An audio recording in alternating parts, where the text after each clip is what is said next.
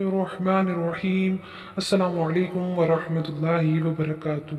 Please video को like और ऐसे इस्लामिक वीडियोस के लिए चैनल को सब्सक्राइब कर लें। एक बुजुर्ग ने अपने बेटे से, बेटे क्या तुम जानते हो जन्नत मुफ्त में मिलती है और जहन्नुम खरीदी जाती है? बेटा वो कैसे अब्बा जान? बाप दोज़ख पैसों से खरीदी जाती है, जो जुआ खेलता है वो माल खर्च करता है। शराब भी पैसों से खरीदी जाती है, सिगरेट भी पैसों से ही मिलती है। गाने वाली सीडी खरीदने के लिए भी माल खर्च करना पड़ता है।